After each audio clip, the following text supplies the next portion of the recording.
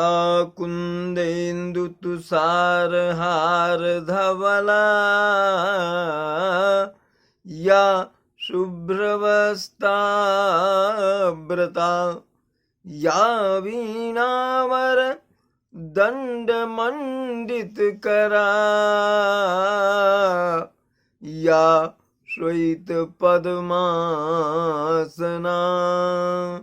या ब्रह्मा अच्युत शंकर प्रभृतिर्देवै सदा वंदिता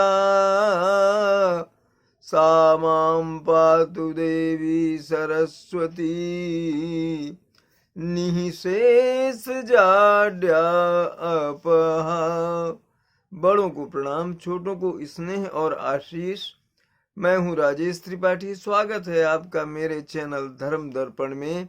आग्रह है आपसे, कृपया इसके वीडियो लाइक और शेयर करें और मेरे चैनल धर्म दर्पण को सब्सक्राइब कर लें।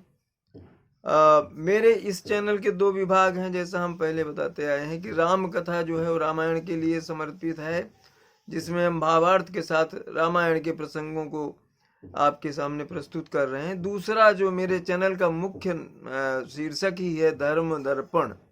उस धर्म दर्पण में हम धर्म से जुड़ी विविध कथाएं आपको सुनाते हैं, जिनमें से कुछ ऐसी हैं जो जिससे आप परिचित नहीं होंगे। और आज इसी तरह की एक कथा के प्रसंग में है कि रावण ने मरते समय लक्ष्मण को क्या शिक्षा दी।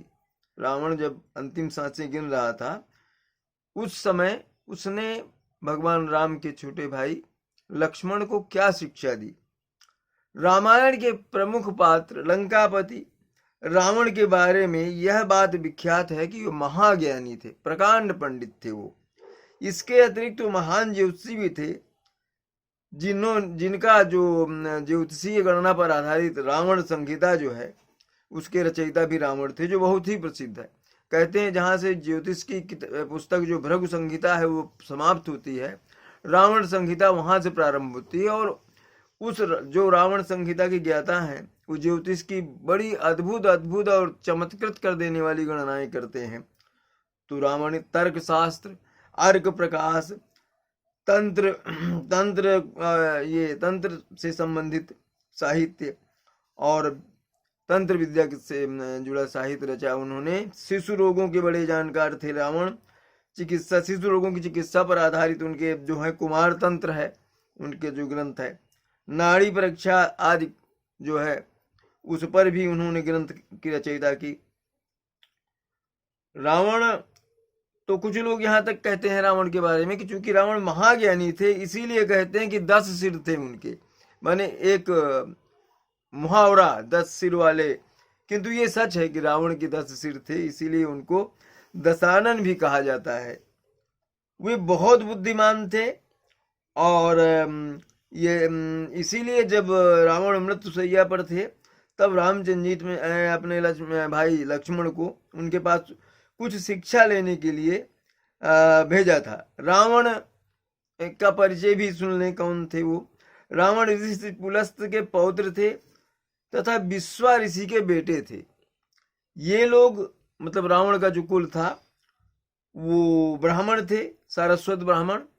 परंतु रावण की जो माँ थी कैकसी, वो राक्षस कुल की थी। इसी कारण से रावण भी राक्षस कुल के कहलाए। रावण परम शिव भक्त और उद्भट विद्वान, राजनीतिक, महाप्रतापी, पराक्रमी योद्धा और अत्यंत ही बलशाली थे। शास्त्रों के प्रखर ज्ञाता, प्रकांड पंडित, विद्वान, महाज्ञानी थे। शिव तांडव स्तोत्र जो है जटाट टाट बिगला, ये रावण ने स्वयं रचा था। तो यही कारण है कि इतने विद्वान के पास उन्होंने भगवान राम ने अपने छोटे भाई लक्ष्मण को भेजा कि भाई जाओ, ये विद्वान है, इससे कुछ तो शिक्षा ले लो। तो गए, लक्ष्मण जी गए राम की आज्ञा पाकर रावण के पास, और उसके सिर की तरफ खड़े होकर बोले कि आप मुझे कुछ शिक्षा दीजिए। रावण कुछ नहीं बोला बहुत देर तक। तो वो लौट आए राम के पास लक्ष्मण, और बोले भैया रावण तो कुछ बोले ही नहीं। तो राम ने पूछा तुम किधर खड़े थे, उनके किस तरफ खड़े थे? बोले सिर की तरफ। लक्ष्मण ने उत्तर दिया सिर की तरफ। तब राम मुस्कुरा कर बोले कि जब हमें किसी से शिक्षा प्राप्त करनी होती है ना, उनके चरणों की तरफ हमें खड़े होना पड़ता है। चरणों में खड़े होकर, चरणों के पास खड़े होकर ही तुम विद्या पा सकते हो किसी से। उनके सिर के पास खड़े होकर के तुम्हें कोई उत्तर भी नहीं मिला। देखो, जाओ रावण के चरणों की तरफ खड़े हो और उनसे हाथ जोड़कर कहो कि मुझे कुछ आप शिक्षा दीजिए, कुछ ज्ञान मुझे बताइए, कुछ जिससे जीवन सफल हो और जीवन में जो एक तरह से ये जो सावधानियां जो बरती जाए उस तरह की कुछ। लक्ष्मण गए, राम के कहे अनुसार रावण के चरणों की तरफ खड़े हुए और हाथ जोड़कर बोले कि भाई मुझे आप कोई ऐसी शिक्षा दीजिए जो मेरे जीवन में काम आए। रावण ने लक्ष्मण को शिक्षा दी। 3 बातें बताई उन्होंने, 3 बात, और तीनों ही अकाट्य और तीनों ही बहुत ही मन सार्थक और जीवनोपयोगी। रावण ने लक्ष्मण को पहली बात ये बताई कि शुभ कार्य जितनी जल्दी हो कर डालना, शुभ कार्य जितनी जल्दी हो कर डालना, और अशुभ कार्य को जितना हो सके टालते रहना। ये पहली बात, यानी शुभ से शीघ्रम किंतु अशुभ से उसको टालिए, आप अशुभ कार्य को टालते रहिए। रावण ने लक्ष्मण को बताया मैं श्री राम को पहचान नहीं सका और उनकी शरण में आने में देरी कर दी, इसी कारण मेरी यह हालत हुई। इसके बाद रावण ने लक्ष्मण को जो दूसरी बात बताई वह और भी हैरान कर देने वाली थी। रावण ने कहा प्रतिद्वंदी, अपने शत्रु को कभी अपने से छोटा नहीं समझना चाहिए। वह आपसे भी मैंने कभी अपने शत्रु को जो है आप छोटा मत समझिए। छोटा समझने से, जैसे मैंने भूल की, उन्होंने कहा आपसे भी अधिक बलशाली हो सकता है आपका जो शत्रु है, आप उसे छोटा मत समझिए। मैंने श्री राम को तुच्छ मनुष्य समझा और सोचा कि उन्हें हराना मेरे लिए काफी आसान होगा, लेकिन यही मेरी सबसे बड़ी भूल थी। शत्रु को कभी छोटा मत समझिए। रावण ने आगे कहा मैंने जिन्हें साधारण बानर और भालू समझा उन्होंने मेरी पूरी सेना को नष्ट कर दिया।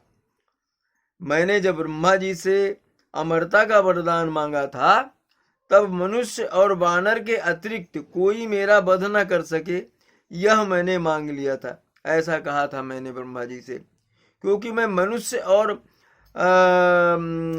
बानर जो हैं उनको तुच्छ समझता था कि ये इनसे मुझे क्या डर है, और वही मेरी भूल हुई, वही मेरी गलती हुई। ये दूसरा उन्होंने सिखाया।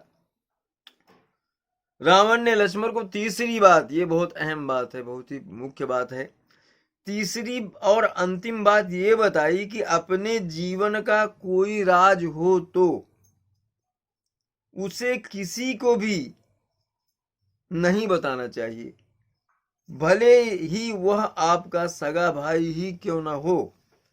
यह भी यहां भी मैं चूक कर गया, क्योंकि विभीषण मेरी मृत्यु का राज जानता था। अगर उसे मैं यह न बताता तो शायद आज मेरी यह हालत न होती। यह रावण ने ये 3 बहुत ही मुख्य शिक्षा जो है उनको लक्ष्मण जी को दी और बताया कि चूंकि मेरी मृत्यु का राज मेरा भाई जानता था और वह इसीलिए वो मेरी मृत्यु का कारण बना। तो ये एक प्रसंग आता है रामायण में, और शिक्षा यह शिक्षा जो है वो रावण ने लक्ष्मण को दी अपनी आखिरी सांसें गिनते हुए। राम के कहने पर वहां गए थे लक्ष्मण, तो ये उन्होंने दी। तो आज यही प्रसंग, ऐसे और भी कुछ रोचक और आश्चर्यजनक प्रसंग हम लाएंगे, कहीं न कहीं से खोज करके आपके लिए लाते रहेंगे। इस तरह के प्रसंग ये है कि आपको ऐसी कथाओं से जोड़ते हैं जिनसे शायद आप परिचित ना हो, परिचित हो भी तो शायद आपने उड़ते हुए सुना होगा, पूरा विस्तार से नहीं सुना होगा। तो आज हमने रावण ने जो शिक्षा दी लक्ष्मण को वो आपके सामने प्रस्तुत किया। भविष्य में ऐसे ही कथानक और ऐसे ही आख्यान हम प्रस्तुत करते रहेंगे। बस आप हमारे इस चैनल को सब्सक्राइब करके और इसके वीडियो वगैरह लाइक करके हमें प्रोत्साहित करते रहिए, बस यही एक प्रार्थना है। नमस्कार, आज के लिए इतना ही।